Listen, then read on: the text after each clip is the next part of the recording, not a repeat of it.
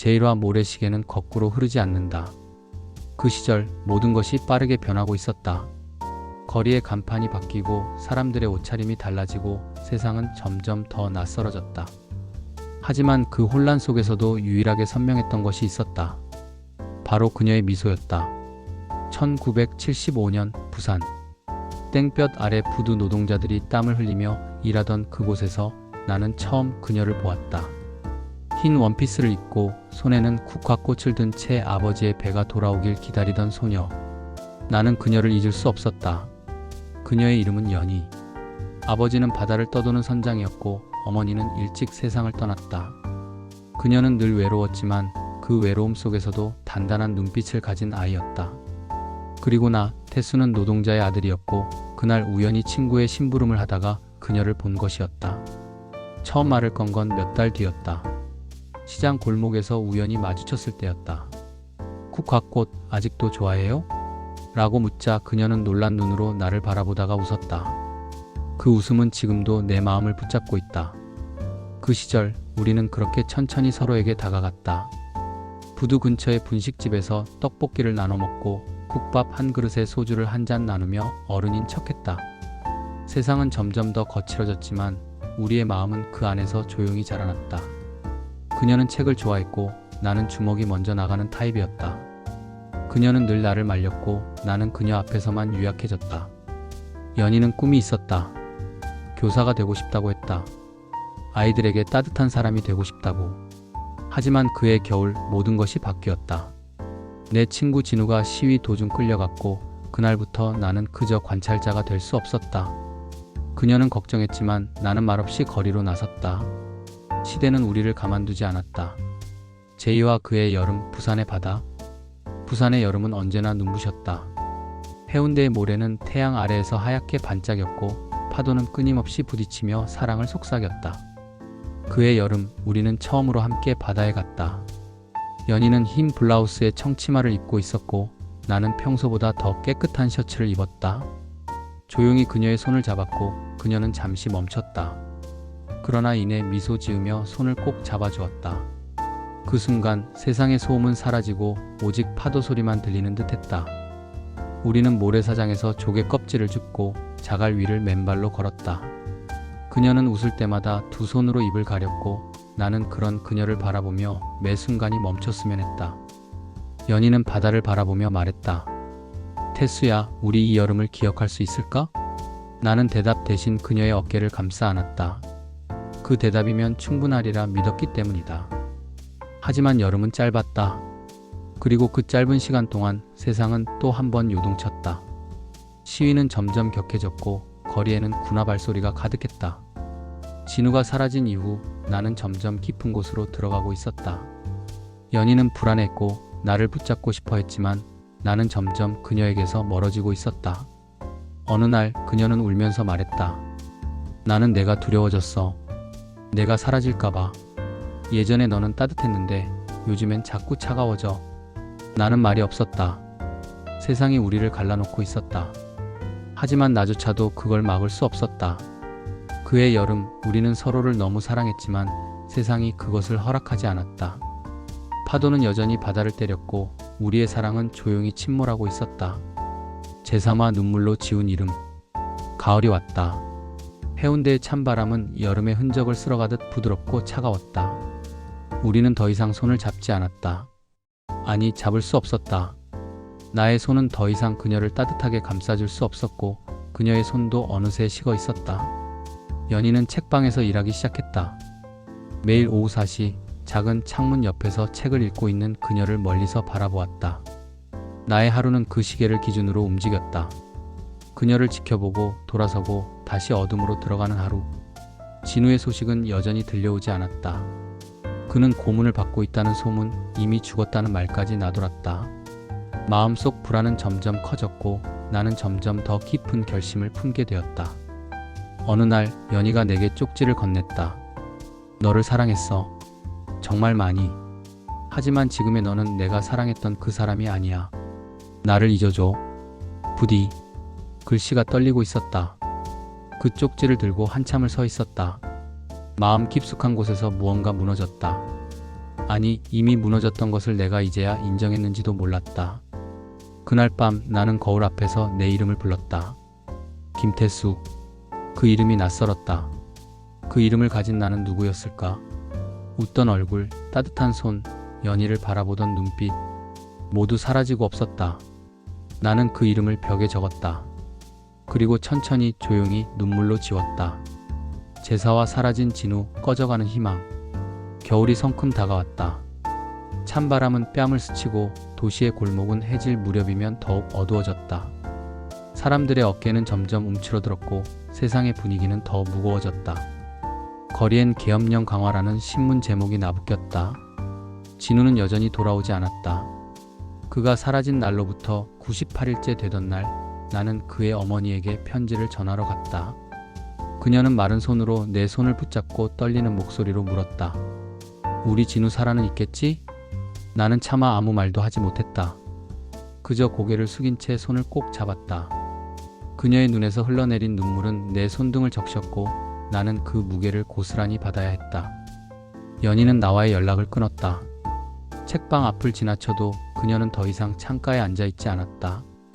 내가 찾아가면 누군가 대신 나와 눈도 마주치지 않고 문을 닫았다. 그녀는 나를 지우고 있었다. 아주 천천히 조심스럽게. 그날 밤 나는 진우가 마지막으로 남긴 필름을 다시 돌려보았다. 시위대 속에서 웃고 있던 그의 얼굴, 깃발을 흔들며 외치던 목소리, 그리고 마지막 장면. 화면 가득 그가 내게 웃으며 손을 흔들었다. 형, 우리가 해낼 거야. 이 세상 바뀔 수 있어. 그 말이 내 가슴 속에서 메아리 쳤다. 하지만 내 안의 희망은 갈수록 흐려지고 있었다. 나는 점점 더 의심했다. 우리가 바꾸려는 세상은 어쩌면 이미 너무 오래 썩어 있었던 건 아닐까? 그러나 그럼에도 불구하고 나는 멈출 수 없었다. 진우가, 그리고 나 자신이 믿었던 무언가를 저버릴 수는 없었다. 희망은 꺼져가는 등불 같았지만 아직 완전히 사라지지는 않았다. 재호와 기억의 파편 속에서 밤새 내린 눈이 골목을 덮었다. 차디찬 새벽, 나는 한 장의 편지를 들고 연희가 살던 골목을 서성였다. 발걸음 아래로 하얀 눈이 뽀드득거렸고 내 마음처럼 길도 조용했다.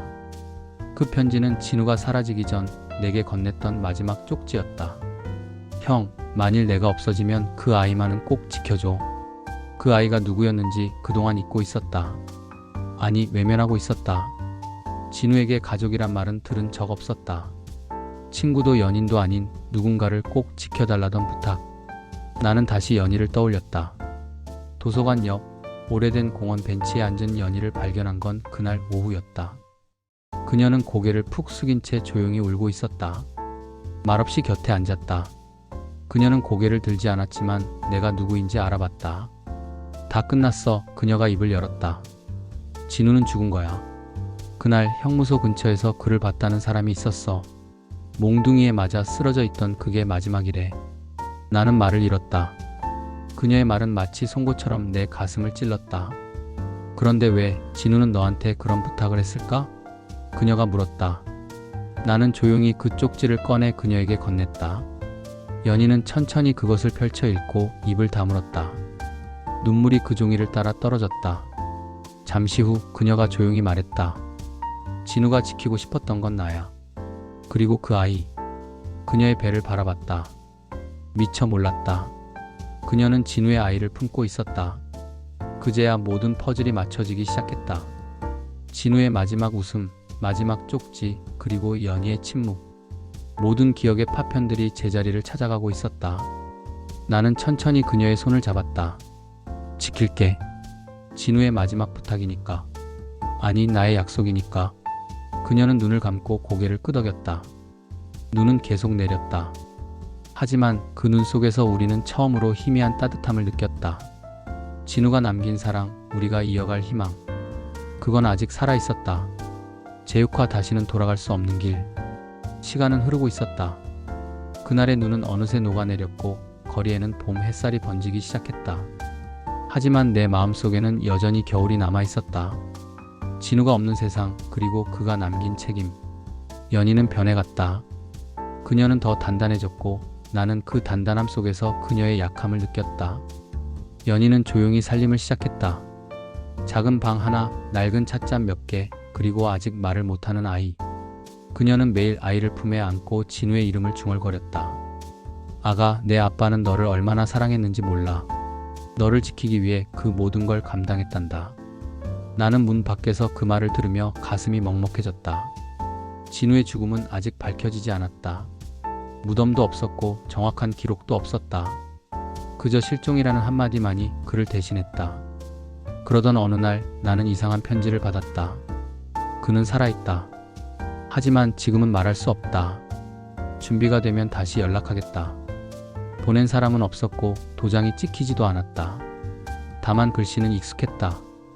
진우의 것과 닮아 있었다. 나는 흔들렸다. 살아있다고? 어떻게? 왜? 그리고 지금은 말할 수 없다는 건 또 무슨 의미일까? 그날 밤 나는 잠을 이루지 못했다. 꿈속에서 진우가 나타났다. 그는 피투성이 얼굴로 나를 바라보며 말했다. 형 지켜줘야 해. 모두 다. 그 아이만은, 연희만은 절대. 나는 땀에 젖은 채 눈을 떴다. 아직 새벽이었다. 며칠 후 연희와 함께 장을 보고 돌아오던 길에 낯선 남자가 우리를 따라왔다. 나는 곧장 그를 붙잡았다. 누구냐? 왜 따라오지? 남자는 고개를 푹 숙인 채 종이 한 장을 내밀었다. 전 전해달라는 부탁만 받았어요. 그 종이에는 지도의 조각이 그려져 있었다. 그리고 한 구절. 모래시계가 멈춘 곳을 찾아라. 나는 다시 진우의 얼굴이 떠올랐다. 그가 자주 말하던 단어 모래시계. 시간은 멈추지 않아, 형. 하지만 가끔 멈추길 바랄 때가 있어. 내가 멈추길 바라는 순간이 온다면 그건 누군가를 위해서일 거야. 진우는 모래시계에 집착했었다. 그것은 그의 삶의 상징이었고 동시에 죄책감의 표현이기도 했다. 우리는 조용히 여행을 준비했다. 지도에 그려진 조각, 작은 마을. 그곳에서 진우의 흔적이 기다리고 있을 것 같았다. 하지만 이 여정이 다시는 돌아갈 수 없는 길이 될 거라고 그땐 몰랐다. 연희의 눈빛이 점점 날카로워졌고 나는 알 수 없는 불안을 느꼈다. 우리는 무엇을 향해 가고 있었을까? 그리고 그 끝에는 무엇이 기다리고 있을까? 제7화 모래시계가 멈춘 곳. 우리가 도착한 곳은 지도에 표시된 산골 마을이었다. 시간이 멈춘 듯한 그곳은 도시에선 볼 수 없는 적막함과 냄새가 있었다. 봄바람은 여전히 차가웠고 나무들은 앙상한 가지로 하늘을 긁고 있었다. 연희는 말이 없었다. 아이를 품에 안은 채 조용히 주변을 둘러보았다. 마치 어디선가 누군가를 기다리기라도 하듯. 나는 두근거리는 가슴을 안고 마을 한가운데를 지나 작은 여관에 들어섰다. 주인은 우리를 보자마자 놀란 얼굴을 감추지 못했다. 서울에서 오신 분들이군요. 이 마을엔 잘 오지 않는데. 나는 의미심장한 그의 시선을 느끼고 물었다. 혹시 이 근처에 모래시계와 관련된 무언가가 있습니까? 그는 말없이 한 장의 사진을 내밀었다. 오래된 흑백 사진. 그 안에는 낯익은 얼굴이 있었다. 진우. 그는 사진 속에서 웃고 있었다. 하지만 옷차림은 낯설었다. 민간인이 아닌 군복. 그것도 특수부대 소속의 옷. 나는 눈이 멀어질 듯했다. 진우는 이곳에 있었다. 그것도 국가의 그림자 같은 임무를 수행하던 중에. 그 사진은 몇 년 전 마을에 머물던 사람이 준 겁니다. 여기서 조용히 지내다 갑자기 사라졌죠. 시간이 다 됐다는 말을 남기고. 나는 연희를 바라보았다. 그녀는 이미 알고 있었던 것처럼 담담한 얼굴로 아이를 쓰다듬고 있었다. 밤이 되자 마을은 어두움에 잠겼다. 가로등 하나 없는 거리, 들리는 것은 바람 소리뿐. 나는 사진을 손에 쥔 채 산길을 올랐다. 사진 뒷면에는 이렇게 적혀 있었다. 모래시계가 멈추는 순간 진실은 시작된다. 나는 진우가 마지막으로 있었던 폐가를 찾았다. 문을 열자 먼지와 곰팡이 냄새가 나를 덮쳤고 안에는 책상 하나와 오래된 녹음기가 있었다. 플레이 버튼을 누르자 익숙한 목소리가 흘러나왔다. 형, 이걸 듣고 있다면 난 이미 이 세상에 없을 가능성이 높아. 하지만 기억해줘. 내가 왜 사라졌는지를. 내가 지키고 싶었던 건 단지 나라가 아니었어. 연희, 그리고 우리 아이, 그 아이를 지켜줘. 그리고 누군가가 널 찾아올 거야. 조심해. 그들은 진실을 원하지 않아. 그 순간 뒤에서 인기척이 들렸다. 나는 숨을 죽였다. 생각보다 빨리 도착했군요. 낯선 남자의 목소리. 그는 검은 코트를 입고 있었다. 그의 눈빛은 차가웠고 손에는 무전기가 들려 있었다. 김진우의 형 맞죠? 당신도 여기서 끝입니다. 나는 벽에 있던 진우의 권총을 집어들었다. 그리고 결심했다. 진우가 시작한 길을 내가 끝내야 한다고. 구독과 좋아요, 알림 설정 부탁드려요. 다음 화에서도 함께해요.